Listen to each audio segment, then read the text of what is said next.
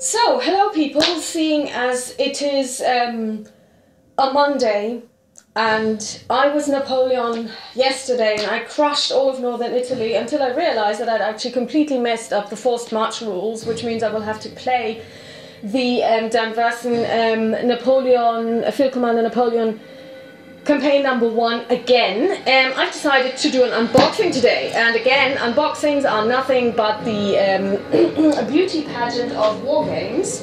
And today I have a war game which isn't that, well, I mean, I suppose that now people will start talking about, is the coin series actually a war game series or is it a simulation? I don't care, I don't want to split any hairs with you. I give you Fire in the Lake, Insurgency in Vietnam. Designed by Mark Herman and Volker Runke, and it's the coin series volume 4, so it's the one that came out last year. I got this as a pre-order, and I'm going to open it now and just look at it, and I'm also going to work on something that I found out about my video editing software. Apparently you can record multiple versions of the same video from different angles and then get an audio-based synchronization that allows you to cut between different angles. So I'm going to try this as well. So this is a dual-purpose video. On the one hand, I'm going to be looking at the game components, but I'm also going to play around with the video editing software. So here we go. First of all, I would like to draw your attention to this really beautiful artwork. I mean, if this doesn't say Apocalypse Now, I don't know what does. You can just hear the Ride of the Valkyries right there. It comes with a playbook, which contains the setups for the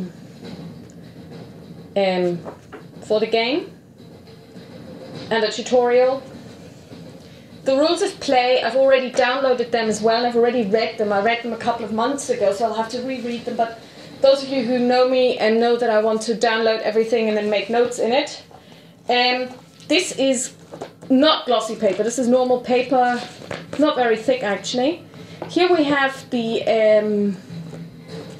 I suppose these are actually the infamous or famous bots. North Vietnam, United States Republic of Vietnam coin operations, or is this player aid?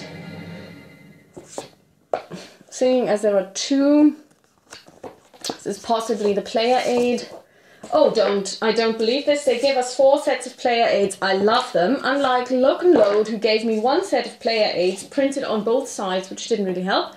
And here we have the non-player, the bot. So the coin series operates on the premise that there are 4 factions and it's asymmetrical in setup and in outset. So basically they all have different goals that don't necessarily align.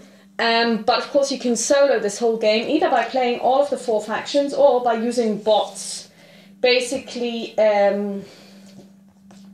here it says if you play if the Viet Cong is played by the AI, this is what the AI will do. When the North Vietnamese army is played by the AI, this is what they are going to be doing. And in here, I suppose, okay, we've got this twice as well. We've got the ARVN as well and the non-player US. And we've got 2 sets of these, which is also brilliant. Here we have the random spaces map. I have no idea what this means, but it'll become clear, I'm sure, when I read the information. Yeah, if it says somewhere you need to go to a random space, you roll 2 dice. So basically, on a 1 and a 1, it's Quang on a 2 and a 1. Then Da Nang, if this doesn't work, it's Bin Din, and then you just basically go down. If the yellow die is a 3 or a 4 and the red die is a 1 or a 2, then it's Phu Bon. If that doesn't work, then Kontum and then Play Coup, and so on and so forth. I've seen something similar in the Late Night Gamers playthrough of Cubra Libre. Sequence of play, space lists, counter sheets. Now only one sheet of counters. The mounted player map, the mounted playboard, I should say. Oh, it's huge. Wow, yeah. this game has a large footprint.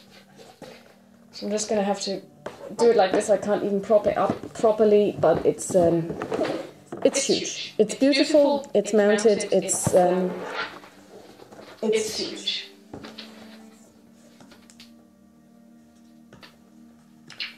And you have tracks all around it. Here comes the infamous, I mean, this is what reminds me of a Euro game, really. You've got meeples made of wood, and you've got cards. So let's just check if these sleeves will actually fit these cards. If they don't, then I'll cry. You don't want me to cry. Oh no, they fit perfectly. Okay.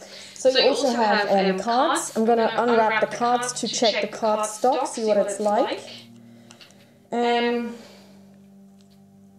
I don't think I've got a single GMT game that has cards yet. I'm still waiting for Empire of the Sun, so let's see.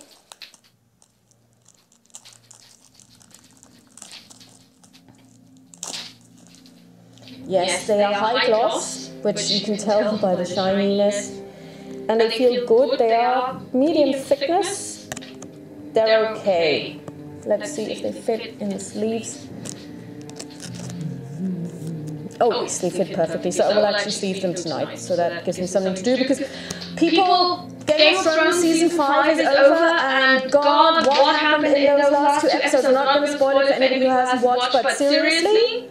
Seriously.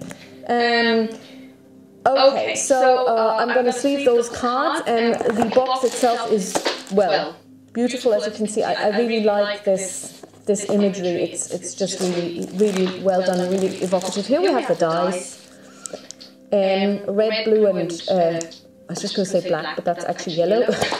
And you have baggies. So like I said, I mean, a lot of things have been said about this game. Apparently, of all of the coin series games, it's the most difficult one. I've never played a single coin series game, so we'll see how that works out. If I lose my mind over it, you'll be the first to know. But this is going to take a while before it hits my table. But I really wanted to do an unboxing. At the moment, I still have Napoleon against Europe set up. I'll play hopefully a turn at the weekend, and I also want to continue my Field Commander Napoleon explorations, because that game is really good. It's a solitaire game. I'm also going to do a sit down for that one. So yeah, this is Callisto signing off with a fire in the lake, or fire in the lake, not a fire in the lake. I'm really looking forward to playing this. I have seen, I believe I've seen a vassal module for this as well. So anyone in my time zone, if you're interested to do a live play at some point with a not really very competitive player, I have to repeat this, I don't play. Well, yeah, I do play to win, but winning isn't the main thing. It's for me really the immersion that counts. So if you're interested, just drop me a line. And with this,